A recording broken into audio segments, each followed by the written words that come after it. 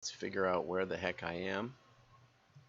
Hit the OK button. I think we're broadcasting. There we go. I see that now. The heck I am. And I see that now. Hit the OK button. I think we're broadcasting. There we go. 5, 4, 3, 2, 1. I'm John Miglosh for the Wisconsin DMA and the International Society for Strategic Marketing. Okay, well, we got a lot to think about today. We're back from the cold north, which is actually very pleasant, and back in the office. So here I am. I hope you can wave or say hi on one of the channels I'm following. We're live on YouTube and on LinkedIn, I'm guessing. We'll see if it's working. And so drop a comment on there. That would be peachy. And if you miss the first airing, I usually shorten it up just a touch. And I also post a podcast every day and the show notes if you go over to wdma.org, which will be popping up shortly. I'm just trying to figure out if the notifications are coming up or not. Yeah, there they are. Okay, so I may actually be working out there. And so drop me a line, say hi, thumbs up, heart, something, depending on your channel. Okay, let's get over to Tom Fishburne, the Sea of Sameness. We should differentiate our brand just as long as we differentiate it in the exact same way as all of our competitors. And there's a lot to that, There's a lot to copying what's working, right? I have a friend, Donnie Beaver, and he pioneered a lot of things in the cleanup industry, industrial cleanup mainly, and he's founded his own company. He had his own company, and then he went through some changes and wasn't as much fun anymore. So he started a company with his kids, Hale and Hardy. That's not the kids' names. That's the name of the company, Hale and Hardy. Josh and Troy, those are the kids. Anyway, so he one of his former competitors, got hold of him and said, we'd like to partner with you now because we were always trying to compete with you, and the best we could do was copy what you were doing because you were so far ahead of everybody, and we'd like to be part of that. So that was a really nice compliment. I worked with about 6 of the industrial safety companies because Lab Safety had come from nowhere, Wisconsin company based in Janesville, and they had changed the game because they recognized that a lot of the safety buying was being done by the office manager, who was probably a woman, and they decided to make an industrial catalog that looked a lot more like some consumer friendly catalog. Nice color pictures, simple copy, make it easy to use, make the whole process very comfortable. And basically that was their message, that we can help you comply with safety requirements while also being comfortable with it.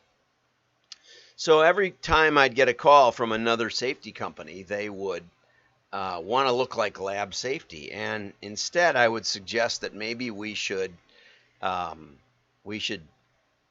find out about each other a little bit, see what their distinctives were.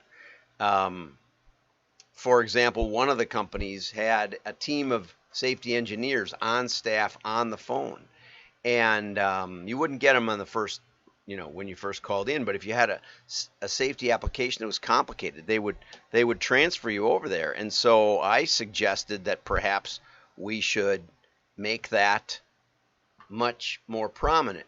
Show the pictures of the safety engineers, give a little bio, talk about if you have a really challenging safety puzzle, that you might want to give us a call because we have the technical expertise to handle that.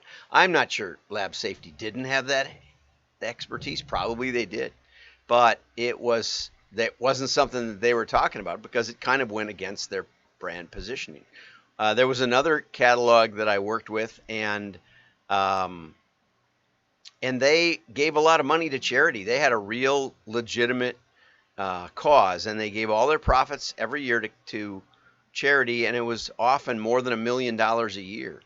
And they had a picture of an old 16 millimeter, I think it was, movie projector, and saying that you could get the story of the company's giving on a film. And I said to the founder, nobody does film. You want to put that on like video, video stuff that you could at least watch. But I said, people don't take the time to read the copy. They just think you're selling projectors or something. They don't know what you're doing.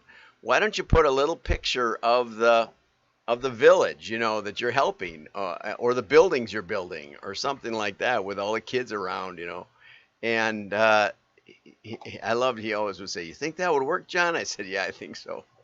And so a couple months later, it was really funny. A couple months later, my list broker pulled that out of his briefcase when we were visiting, and he said, "What do you think of this? What do you think of this this guy?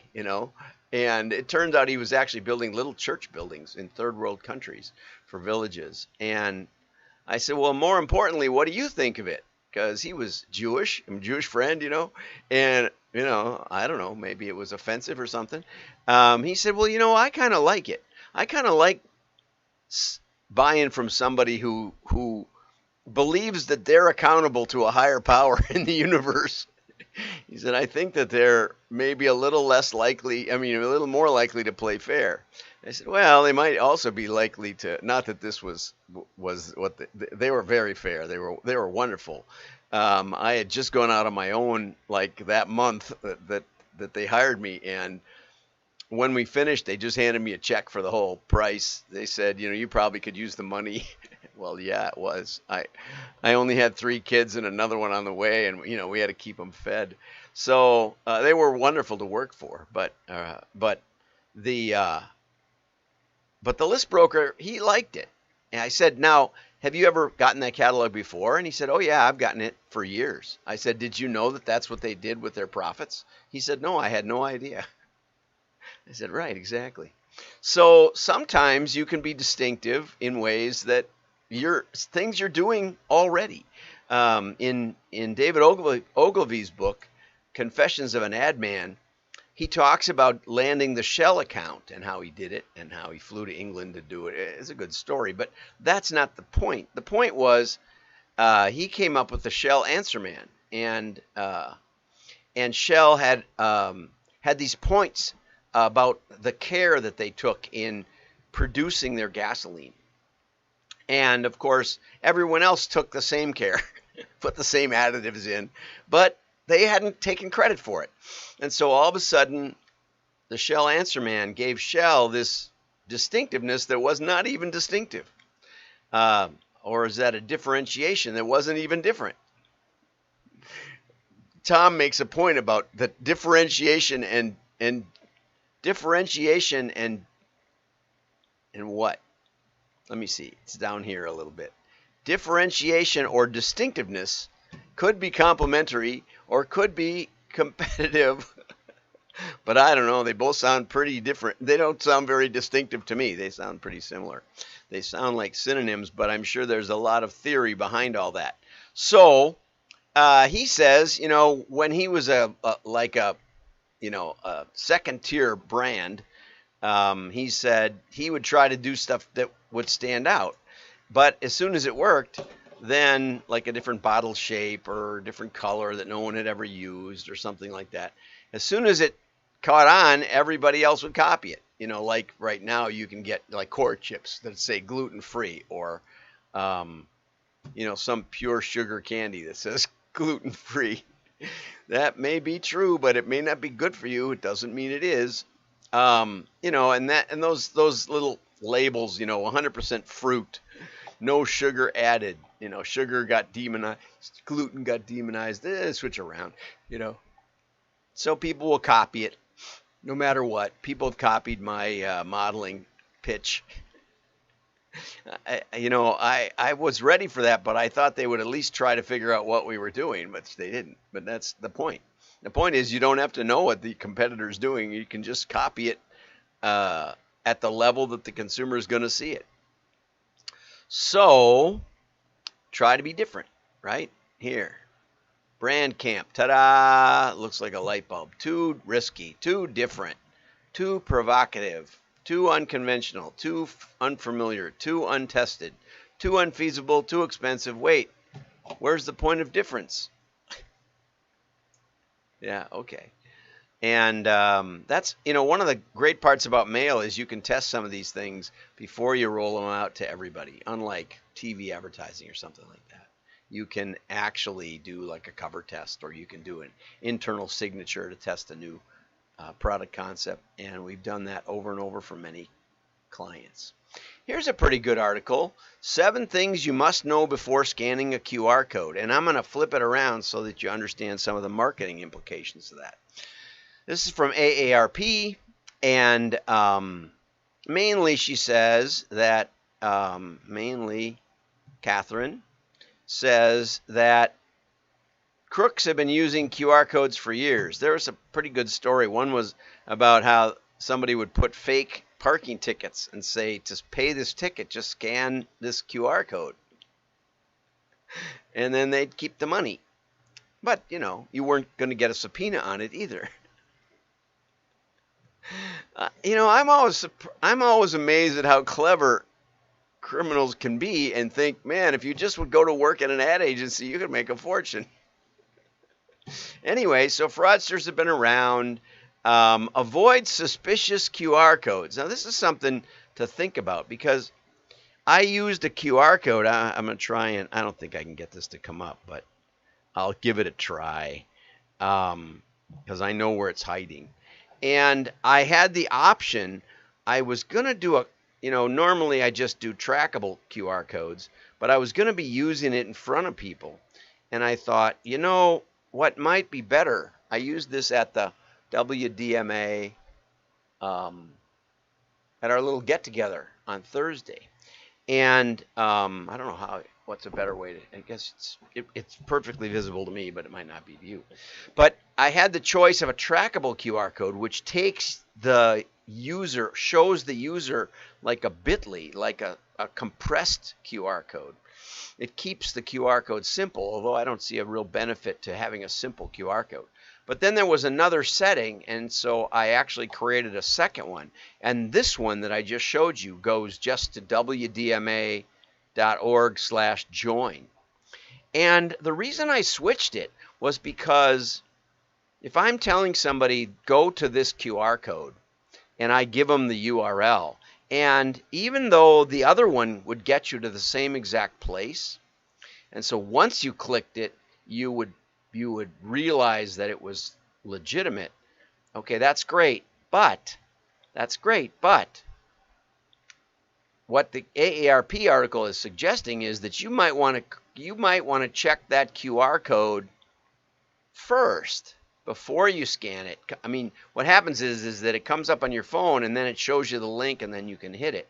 It's a kind of a two-step that's required. That's one of the changes that they made when they put them on right in your phone camera in 2017, was this second step, because I had used downloadable QR code readers, and they would go right to whatever link you wanted. And I liked that actually better, because I didn't have to, well, the Motorola QR code reader has like a copy the link or a go to the link, and it's just 2 icons, and I could never remember which one was which, and so I was always not going to the QR code I wanted to.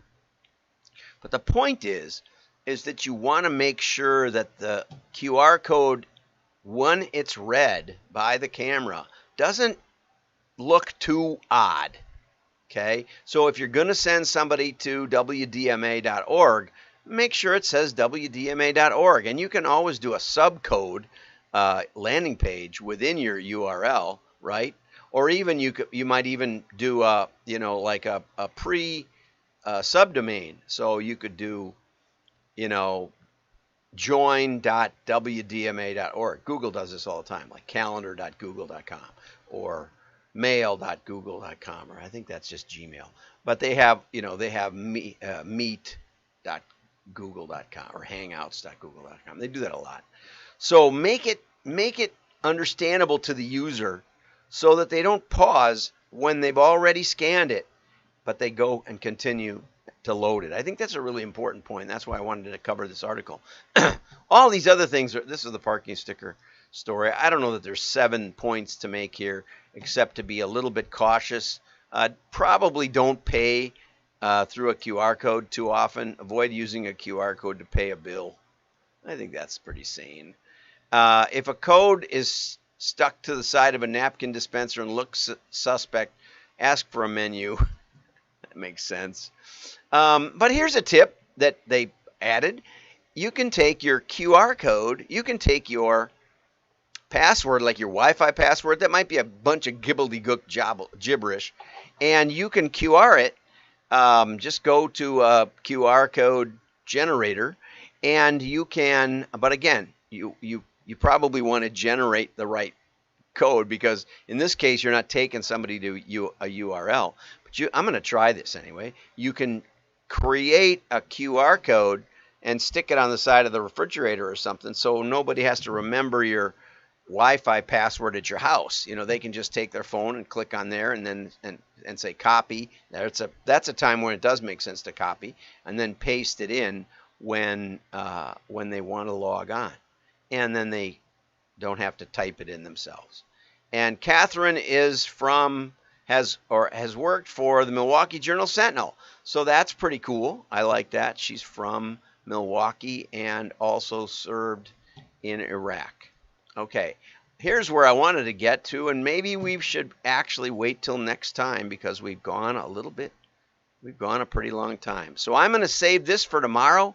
Amazon lures advertisers away from Facebook after Apple's privacy shift, and what to do about the rising cost of digital advertising, which has gone up like 200% in the last 4 or 5 months. Have a great day. Like and share. Your friends will know you're smart. Bye-bye.